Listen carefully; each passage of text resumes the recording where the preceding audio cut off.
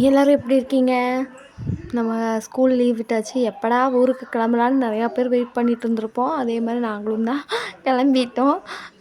அம்மா காலையிலேயே வந்துட்டாங்க. குழந்தைகள வச்சுட்டு தனியாக போக முடியாதுல்ல, அதனால அம்மா வந்து கூப்பிட்டு போகிறேங்கிற மாதிரி சொல்லி வந்துட்டாங்க. அவங்களுக்கும் ஒர்க்கெல்லாம் இருந்ததுனால வீட்டில் யாரும் வர முடியல. அதனால நாங்களே கிளம்பி போகிற மாதிரி ஆகுது.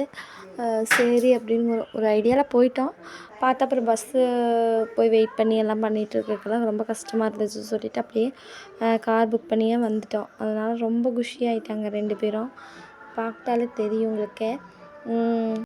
ட்ராவல்னாலே எல்லாேருக்கும் ஒரே குஷியாக தான் இருக்கும். நமக்கே அப்படி தான் இருக்கும். வீட்லேயே அடைஞ்சிட்டு கிடந்துட்டு கொஞ்சம் வெளியே போகலாமா அப்படிங்கிற மாதிரிலாம் தோணும்.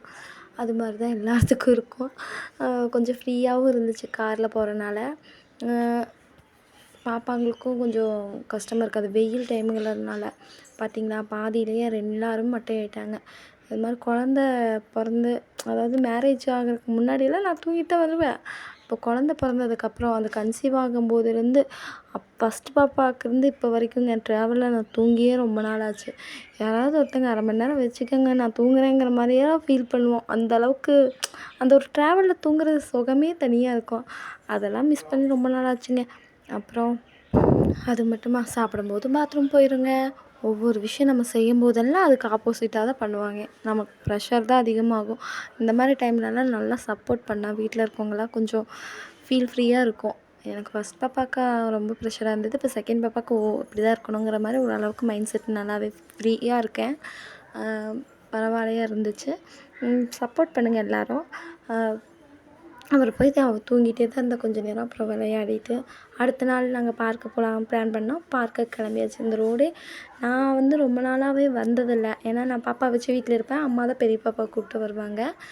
அவங்க எங்கடா கூப்பிட்டு போகிறாங்க, எங்கடா கூப்பிட்டு போகிறாங்க, நம்மளுக்கும் ஒரு மாதிரி எக்ஸைட்டிங்காக இருக்கும்.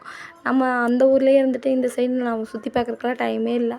சரி அப்படின்ட்டு வீட்லேயே இருந்துக்கிறது.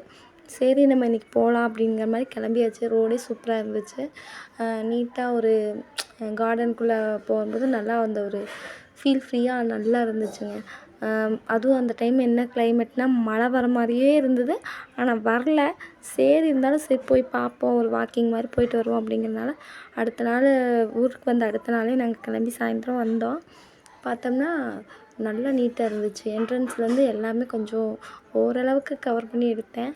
ரொம்ப நேரம்லாம் பார்த்துட்ருக்க முடியாது அப்படின்ட்டு சிம்பிளாக எடுத்துக்கலாம் அப்படிங்கிற மாதிரி பார்த்து எடுத்தேன். அது சின்ன பார்க்கு தான், குழந்தைங்க விளையாடுற பார்க்கு. கொஞ்ச நேரம் நம்மளே ரிலாக்ஸாக உட்காந்துக்கிற அளவுக்கு நீட்டான ஒரு அமைதியான இடம் தான்.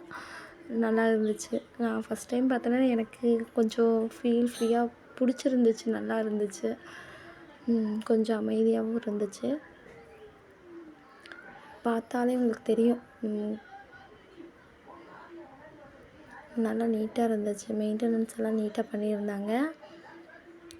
பாப்பாவும் அதுதான் ரொம்ப நாளாக எங்கடா போய் 1 மணி நேரம் 2 மணி நேரம் போயிட்டு காணாமல் போயிடுறாங்களேன்னு நினச்சிட்டே இருந்தேன். பார்த்தா தான் தெரியுது இந்த மாதிரி இடம் விளையாடுறதுக்கு இருந்தால் எங்கே எப்படா போய் ஃப்ரீயாக விளையாடுவோங்கிற மாதிரி தானே இருக்கும். லீவ் டைமுங்கிறனால இந்த சைடு யாரும் பசங்க இல்லை போல், எம்டியாக தான் இருந்துச்சு. பார்க்கில் யாருமே இல்லை. ஒருத்தர் மட்டும் உட்காண்ட்ருந்தார். பாப்பா பாட்டுக்கு விளையாட ஆரம்பிச்சிட்டா. ஜாலியாக இருந்துச்சு. இந்த மாதிரி குழந்தைங்கள அப்பப்போ பார்க் கூப்பிட்டு போனால் அவங்களுக்கு கொஞ்சம் நம்ம ஜாலியாக விளையாடலாம் அப்படி. எனக்கு இப்போ எங்கள் அம்மா வந்து நானும் குட்டி பாப்பா வீட்டில் இருந்தேன்னா எங்கள் அம்மா பாப்பாவை கூப்பிட்டு போயிடுவாங்க. எங்கடா போவாங்கன்னு நானும் நிறையா டைம் கேட்டிருக்கேன். இங்கே பார்க் போகிறேன், அங்கே பார்க் போகிறேன். எத்தனை பார்க்குடா ஊரில் இருக்குது அப்படின்னு பார்த்தா லாஸ்ட்டில் சூப்பராக இருந்துச்சு. நீட்டாக பார்த்து விளையாடுறதுக்கு கொஞ்சம் கம்ஃபர்டபுளாகவும் இருக்கும் அவங்க பாப்பாங்களுக்கு. இந்த மாதிரி சிம்பிளாக வீட்டு பக்கத்தில் ஒரு 4-5 பார்க் கட்டி விட்டால் நம்மளுக்கு செலவு மிச்சங்க. கொஞ்சம் ஃப்ரீயாகவும் இருக்கும். ஜாலியாக விளையாட விட்டுட்டு கூப்பிட்டு வரக்கு கொஞ்சம் ரிலாக்ஸாக இருக்கும். இப்போலாம் நிறைய இடத்துல இந்த மாதிரி பார்க்கெல்லாம் இது பண்ணுறது ரொம்பவுமே யூஸ்ஃபுல் தான். முதல் மாதிரியெல்லாம் இல்லை. முதல்ல காடாக இருக்கும். எல்லாம் குழந்தைகள்லாம் அங்கே இங்கேயும் ஆடிட்டு விளையாடிட்டு தான் இருந்துச்சு. இப்போ பரவாயில்ல, பார்க்கெல்லாம் நல்லாவே இருக்குது. அதுக்கு அந்தந்த ஸ்டேஜுக்கு ஏற்ற மாதிரி மாறுங்குவாங்களே, அது மாதிரி தான் ஏரியாவிலேருந்து எல்லாமே டோட்டலாக எல்லாமே மாறுதுங்க. பார்க்கும்போது நமக்கே அந்த ஒரு டிஃப்ரென்ஸ் தெரியுது. நீட்டாக இருக்குது பார்க்க. கொஞ்சம் ஃப்ரீயாகவும் இருந்துச்சு, ஜாலியாக. கொஞ்ச நேரத்துலேயே மழை வர ஆரம்பிச்சிருச்சு. நானும் பாப்பாவும் அது இதுன்னு விளையாடுறதெல்லாம் எடுக்க முடியல. அப்புறம் கிளம்பலாம், மழை வருது அப்படின்ட்டு வேகமாக கிளம்பிட்டோம். சரி, இதுக்கு மேலே விளையாடிட்டே இருந்தோம்னா அப்புறம் இருட்டிடும், டைம் ஆயிரும் அப்படிங்கிற மாதிரி இருந்துச்சு. ஆனாலும் விளையாடலாம் ஐடியா தான் போயிருந்தோம். இந்த மழை மட்டும் வரலைன்னா இன்னும் ஒரு மணி நேரம் 2 மணி நேரம் ஆட்டம் போட்டு தான் வந்திருப்பான். ஏன்னா எல்லா வேலையும் முடிச்சுட்டு தான் போயிருந்தோம். ஆனால் பிரச்சனை இல்லாமல் இருந்துச்சு, நீட்டாக. இந்த மாதிரி ஒரு 4-5 பார்க்க வீட்டை சுற்றி சுற்றி கட்டி விட்டுட்டாங்கன்னா பிரச்சனை இல்லைங்க. நல்லா இருக்குது. பாருங்கள், மழை வந்துருச்சு. அவதியாக கிளம்புனோம். கிளம்பிட்டு சரி, அம்மா போய் அங்கே இருக்க அந்த இதை எடுன்னாங்க. சரி, லாஸ்ட்டாக போய் பார்த்து எடுத்துகிட்டு வந்துடுவோம் அப்படின்ட்டு இப்படி அங்கே இங்கேயும் சுற்றி பார்த்து எடுத்துகிட்டு இருந்தேன். மாடு பாரு, அதை ஃபோட்டோ எடு அப்படி இப்படின்னாங்க. அதெல்லாம் எடுத்துகிட்டு வந்தோம். டெய்லி பாப்பா இங்கே தான் விளையாடுவாங்க. ஓகே. பாருங்கள். சரி, ஓகேங்க,